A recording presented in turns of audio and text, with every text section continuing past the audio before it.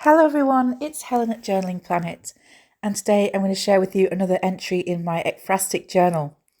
Today's entry is inspired by this gorgeous vintage interior from a vintage interior magazine, and I use it as a way of springboarding into writing a short entry about the vintage world and what it sort of means to me, what it evokes in me, in a way, why I'm drawn to it.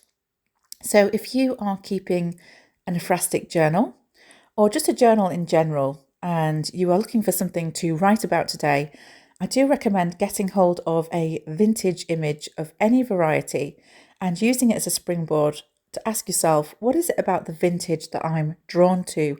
Or what is it that it evokes in me? Or what is it that calls to mind? So I'm going to share my entry with you at the end of this video so you can see how I responded to this image. For those of you not sure what an ekphrastic journal is, there is a full process video on my feed, but essentially it is gluing in a particular image, just one, and then using it as a springboard to write to. And I talk about the origins of ekphrasis and where it comes from in that first video, but that is the basic gist of it. And I'll tell you, this is my second entry, and what is really taking me the time is choosing the image, which I wasn't quite expecting. I was expecting to be a little bit more free and easy about that and simply, pick something that just spoke to me, just grab it and just put it into the journal. And this would be a quick thing to do. And when I actually choose the image, the journal entry takes me sort of, 10, 15 minutes to complete. But the choosing of the image, I don't know why I'm so procrastinating about that at the moment.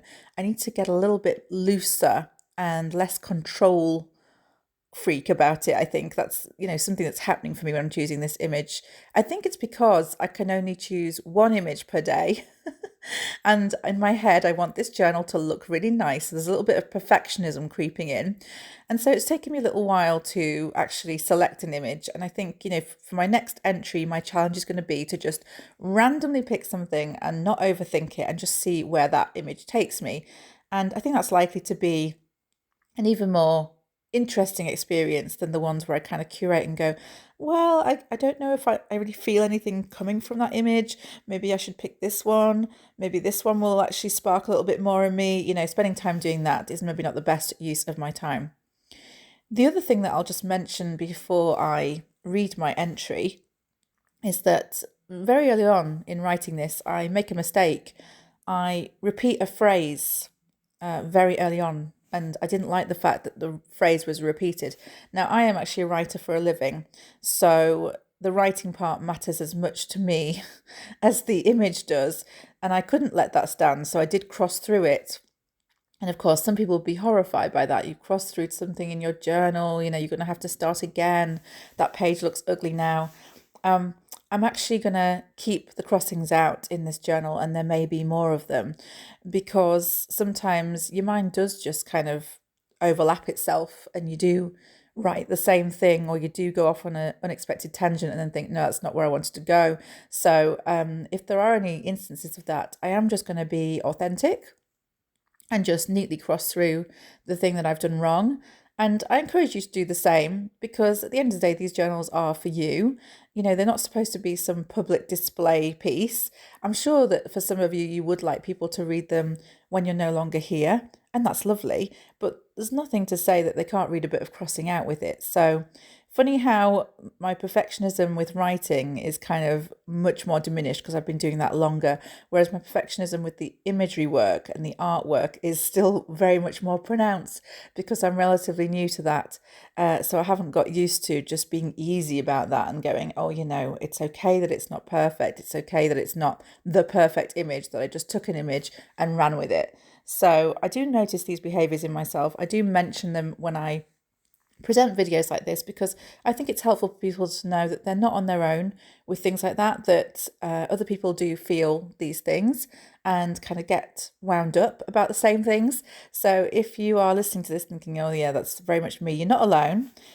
As you can see, I did eventually hit on an image and get writing and sticking, and it ended up a really lovely entry. So for those of you who are interested in listening to why the vintage appeals to me, maybe getting some inspiration for your own journal entry, I'm going to read my entry now. I was quite surprised at some of the things that came out of it. And do you know what the wonderful thing about keeping this journal is? I always am surprised about what comes out of it. I always am slightly taken aback by the direction that the writing goes, just by looking at an image and thinking to myself, what does this mean to me? So I do recommend this process if you haven't tried it before. And by all means, go back to my first video if you'd like more information on ekphrasis, what it is and where it comes from. Without further ado, I'm going to read out my journal entry. This vintage image calls to mind memories of my analogue childhood, for which I grow ever more grateful with each passing day. It's not that there was a room in our house that looked like this one, but the cosy armchair and stacked bookcase conjures thoughts about the kind of activities I indulged in during the pre-digital era. Reading was always high on the list, and being in my pre-teen years, I devoured every Enid Blyton volume I could get my hands on, sped through every entry in C.S. Lewis's Narnia series. Beyond my book habit, I would spend hours writing terrible stories and poems that were no doubt blatant rip-offs of whatever I'd seen on TV that week. I would also draw. Oh, for hours I would draw. The same things over and over again. Disney characters, milkshakes, even though I grew up in rural England in the 80s and had never had a milkshake in my life, dogs, fruit, trees, leaves, you name it, I probably drew it, and without any fear of whether the drawing was good or bad. That wasn't the point back then. The point was merely to create something. I have spent much of my adult life trying to recover these sage creative instincts I had as a child. In the summer, we would spend hours in the garden, lying on the grass looking up at the clouds, or walking. I still do most of these things now, and I am so thankful I learned to do them all as a child, that I learned the importance of sensory experiences that are decidedly offline, because being online simply wasn't an option for me then. This is not an internet-hating piece. Digital platforms have connected me with like-minded people all over the world. When I think of the people I would not have in my life if it were not for the internet, it terrifies me. And yet, there comes a time in the week where it is time to unplug, to return to those activities I relished when I was young, pre-modem. For no thing in extremis is good for anyone. Even too much water can kill you. It's taken a long time, as the hard lessons always do, but the further along the road I travel, the more I understand the value of balance in all things. Sample everything, gorge on nothing, and even the cruelest poison won't stop your heart. So I cover quite a few themes and topics in that little piece.